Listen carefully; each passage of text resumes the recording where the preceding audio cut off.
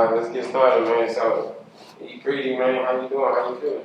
Man, same old, man. Different day, new money, man. Already. So, just to get started, let's just talk about where you from exactly.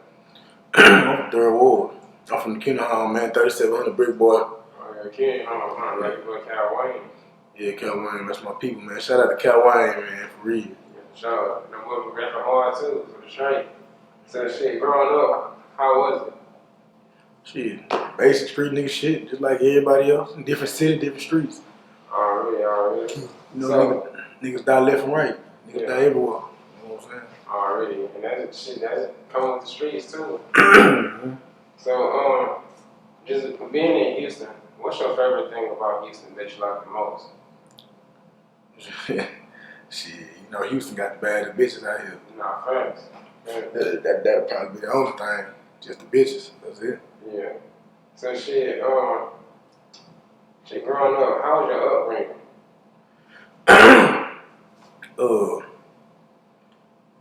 Shit, jumped out the porch at a young age, you know, trying to live a life that nigga really ain't want, you know, the life that my parents wanted for us is to be business people, you know, privileged like everybody else, but we end up going down the road that usually every young black kid go down, trying to live the streets life, trying to be like his friends and shit like that, you know, following the wrong crowd. Was your parents business-minded or business people? Yeah, my mama she a businesswoman. You know, she had my mama stayed at Decatur. Big ass highs, 5-bedroom house, 3 cars.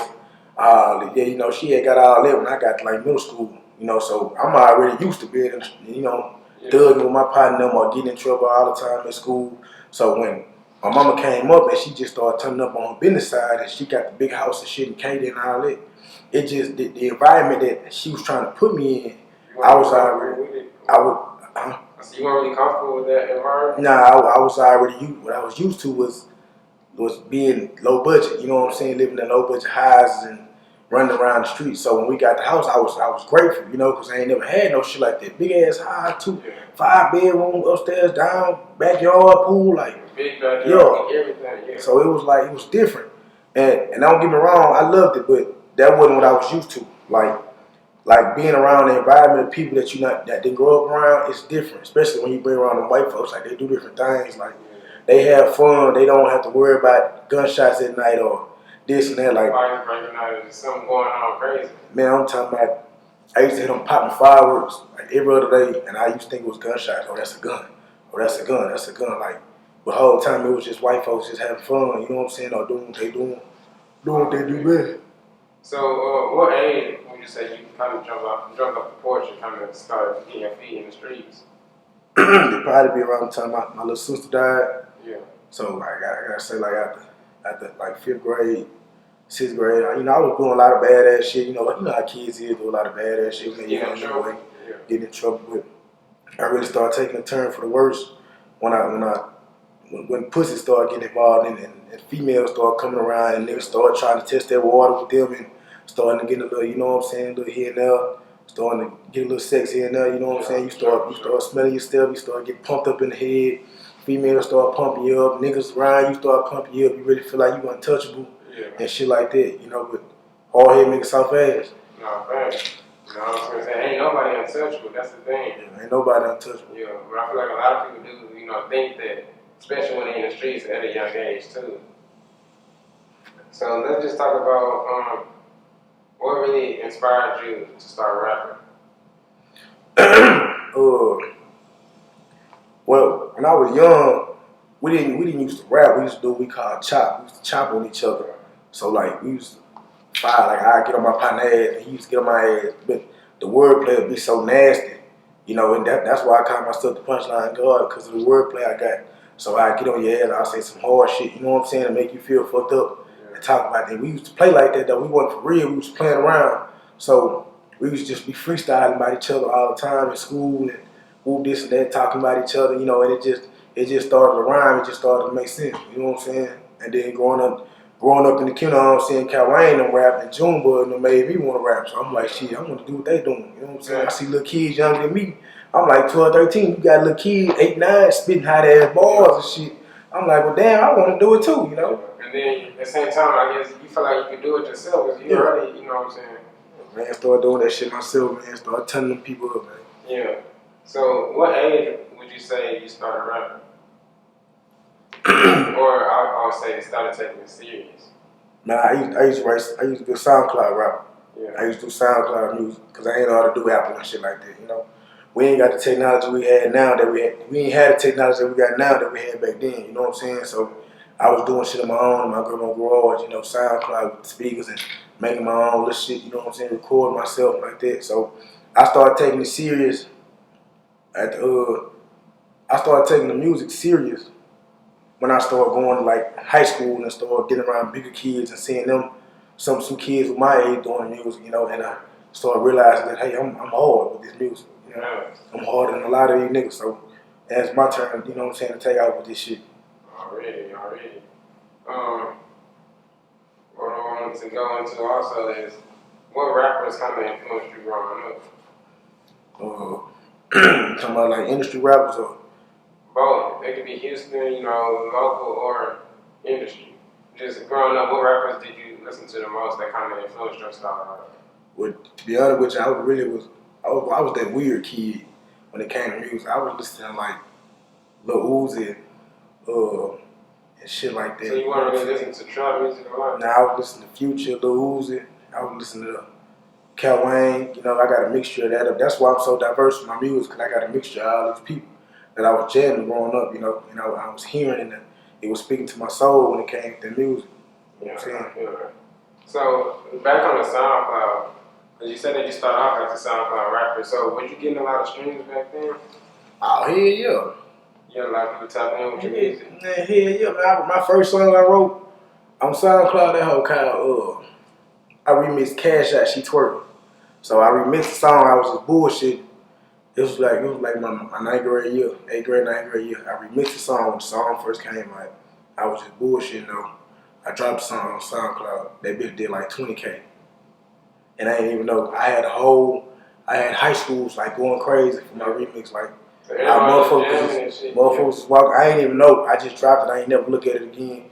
And motherfuckers was walking up like, man, I fuck with that song. That song viral at our school. We be dancing. And I was like, yeah, but the quality of the song was ass. So it's like, you know, like, I didn't really even know what good quality was back then. So me just hearing my voice on the songs, like, yeah, I'm doing it. I'm doing my thing. You know what I'm saying? So when that hoe got to popping off, I dropped that hoe, and then me and my brother Red, Eatgreedy Red, shout out to my brother, we dropped that Plug Talk, and it was just all hitting at once, and niggas was fucking with it, you know. But like I say, I was just starting the music, and I take my music serious, so the quality of my music was bad, you know what I'm saying? So if I would have took them songs and went to a professional, he would have looked at me crazy, like, man, what the fuck this is? Like, you know what I'm saying? You know, get this shit out of my face, man. You know what I'm saying? So how was that song recorded? Was it like an in-home studio? Was it what I used to do was, on SoundCloud, you know, on SoundCloud you can record your own music. Yeah. This when SoundCloud first started. We weren't using Apple Music and shit like that. We was using SoundCloud. So I used to go on SoundCloud, I used to hit the record button because you can record on the Android. It's before Apple even started coming out with these motherfuckers. And I used to plug the speaker up, play the song on a different phone, and record out one and put it all together like that. Okay, I see what you're saying. So that's why you said the quality wasn't really that there. Mm-hmm. You have the mixing and mastering. I had no mixing and mastering. They were just sitting in the garage, just going crazy. So now, do you have an in-home studio or do you go to an actual studio? I actually go to the studio, man. I actually go to the Red Room.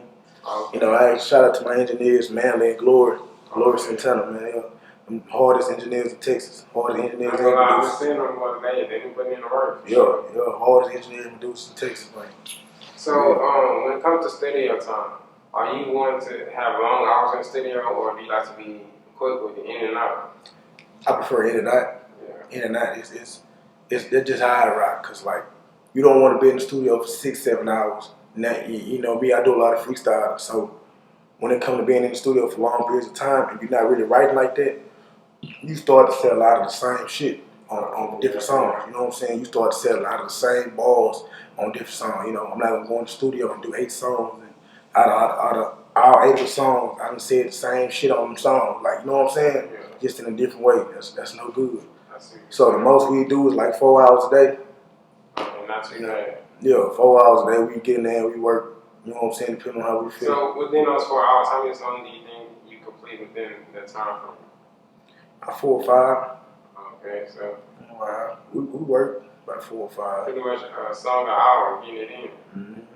But a completed song, like with hook, verse, and all that, it's about an hour, 30 minutes, 2 hours, sometimes like that, you know, because a lot of songs we go in there and do, they just be open verses, or just something that we just hurry up and spit on, and we saving it for somebody else, or, you know, it varies. It just depends. Yeah, it's different. So you said that you freestyle, so when was the last time you wrote a song? Ooh, I write, you know, I write a lot. I don't write like that because I be doing a lot of shit, you know what I'm saying? Besides this music, I got other shit I gotta do. But I tend to write when I can, you know. Whenever I hear something, I write. But it's just like with being in the studio, I gotta get that studio vibe to be able to make some music. You know what I'm saying? No distractions. Just sit in the studio and hit my beat and just go, and I can write like that, you know. I see what you're saying. I fuck with it though.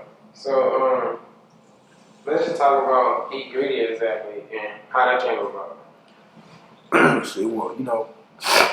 Or like pretty much the background story, how you. So me and Red, we grew up together. We had different rap names before the Eatgreedy shit came. Red was Tiro the Savage.